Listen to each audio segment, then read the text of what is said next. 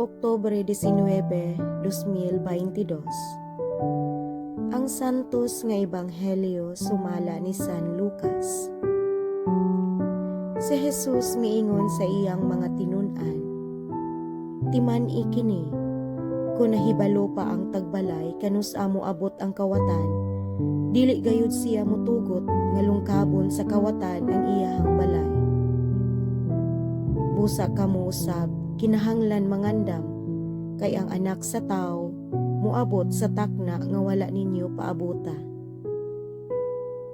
Unya miingon si Pedro, "Ginoo, nagsugilon ka ba niining sambingaya alang kanamo lamang o gitumong mo ba kini alang sa tanan?"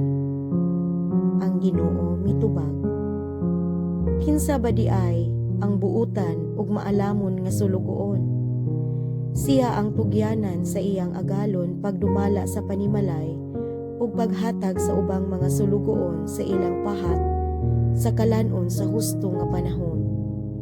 Bulahan kadtong sulugoon nga makaplagan sa iyang agalon nga nagtuman niini sa paghiuli niya. Sultihan ko kamo, ang agalon maghimo ni adtong maong sulugoon nga tinugyanan sa tanan niyang katigayunan.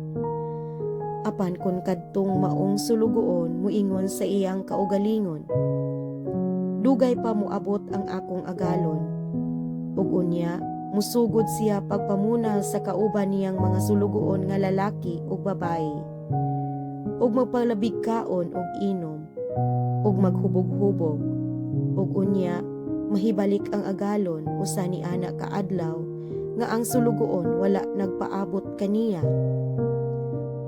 Ug sa panahon nga wala niya hibalui, tagud-taguron siya sa iyang agalon ug pahiagumon sa gidangatan sa ubang ligoy nga sulugoon. Ang sulugoon nga nasayod unsa ang buot ipabuhat kaniya sa iyang agalon, apan dili mag-andam ug dili magtuman sa ipabuhat, silutan sa daghang latos. Apan ang sulugoon nga wala masayod unsa ang gusto sa iyang agalon, ug makabuhat og butang nga tungod niini angay siyang latuson, silutan sa diriyot nga latos. Ang tawo nga gihatagan og daghan, paninglag daghan, apan ang gihatagag daghan pagayod, paninglan usab ug mas daghan pa." Ang ebanghelyo sa Ginoo. Daygon ko ikaw, O Kristo.